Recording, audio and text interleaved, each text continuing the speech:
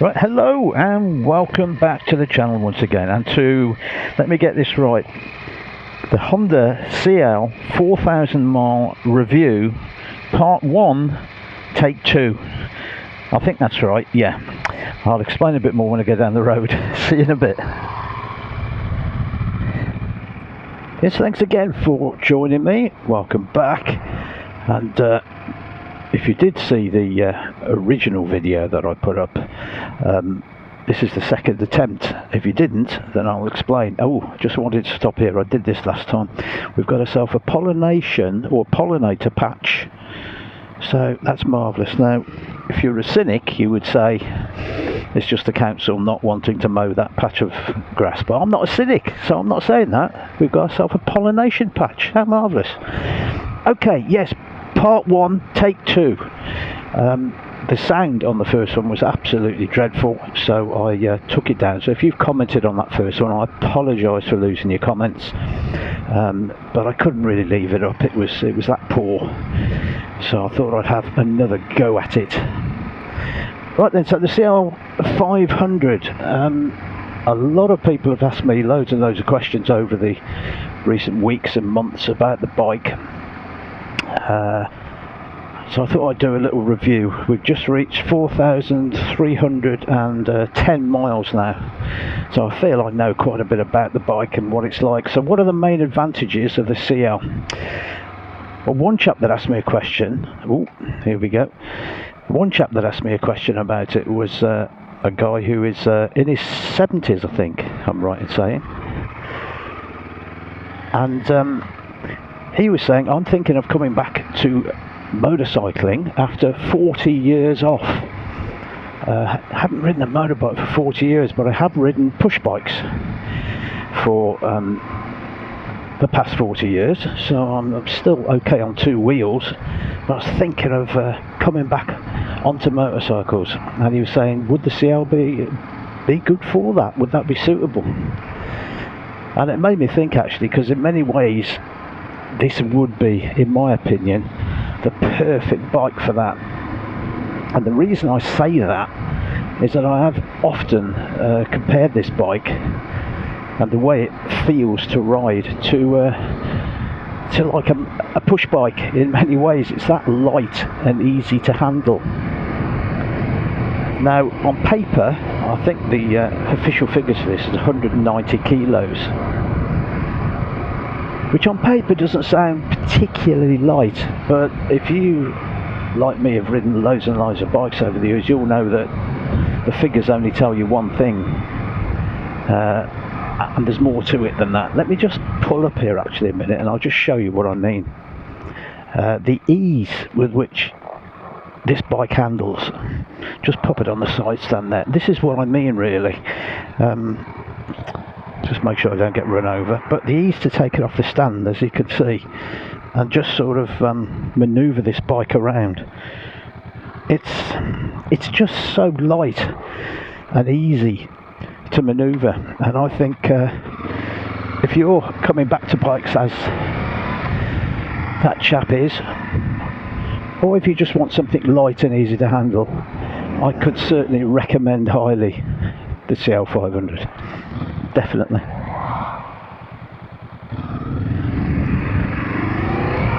So that's probably number one, how easy and intuitive this bike is to ride.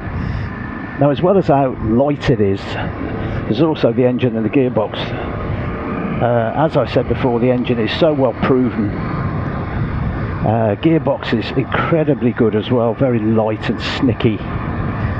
And in terms of longevity and how much faith you would have in the bike, I don't think you could buy a better bike in many ways. Trouble-free, 99.99% of these are going to be 100% trouble-free. We all know that because they've built so many of these 500s over the years. And that, I suppose, is really comparing it to some of the current competition. Now, I did mention in the last video the new Royal Enfield Guerrilla, which has just come out. That's a 450 single based around the new Himalayan, and they've created a roadster out of it. I'll put some pictures up for you, and that is undoubtedly going to be a direct competitor to the CL. as is of course the Triumph 400 range. So either of those bikes, the Triumph 400s or the new Guerrilla, certainly a direct competitor to this bike. And the one thing I would say, one advantage it's got over them, is that the quality in terms of reliability. I would say we don't know what the RE and the Triumph are going to be like, but in terms of proven quality, proven reliability, the Honda has it on paper, doesn't it? Without a doubt, simply because it's been around that long and is that well proven. Both those bikes are new off a production line, and as yet quantities that we don't quite know the facts about. I'm sure they're going to be okay, but we don't know that for a fact, whereas we do with the CL.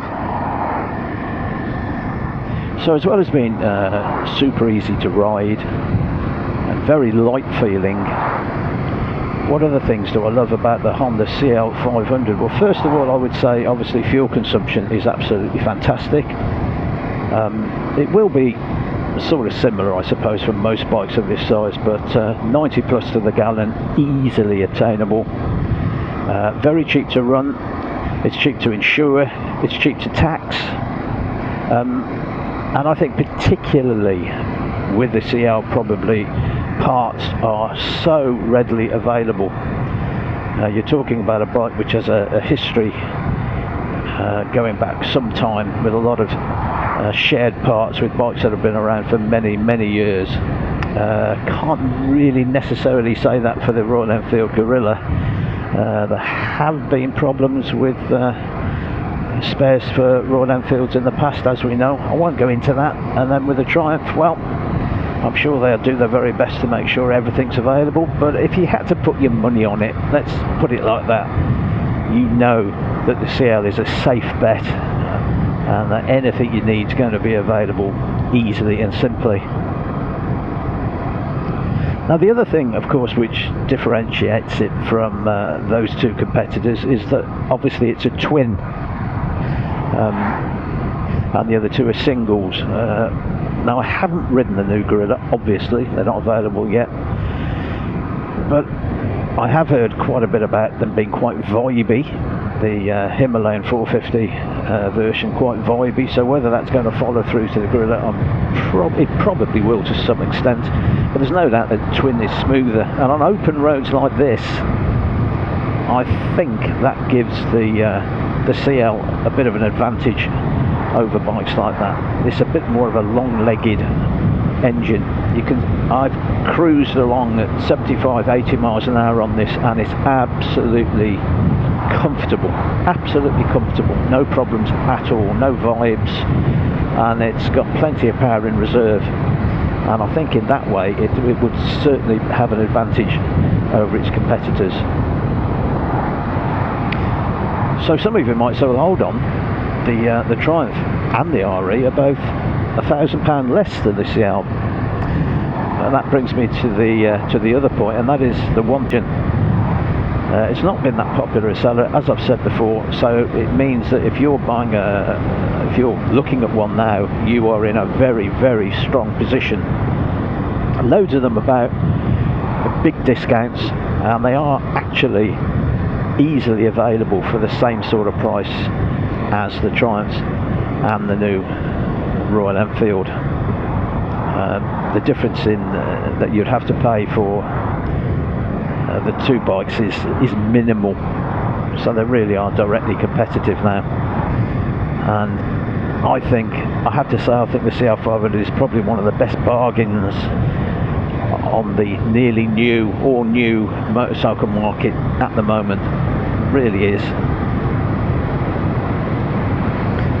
So any other negatives? Well, obviously some people say, well, the looks, that's not a thing to get into, it's a personal thing, isn't it? But I am aware that the looks aren't to everyone's taste. One thing I would say, the only comment I'd make, having owned one for the amount of time that I have, is they grow on you. They are a look that grows on you. It's a very Japanese looking bike, it's quirky, it's got that sort of Japanese aesthetic about it, and I really think over the period that I've owned it, I've got used to it, and now it just looks right. I've got to say that it looks right to me, and to a certain extent, I think I've mentioned before, other bikes just, some of the competitors just look a bit bland to me now, a bit ordinary. So in that way, I think the thing is, give the CL500 a chance, and certainly go and see it in the flesh. That's really, really important, to go and see it in the flesh, because I think you'll be quite surprised. Right, I'm just going past the cafe. I'm going to call in at the cafe this morning. Is there anybody there yet?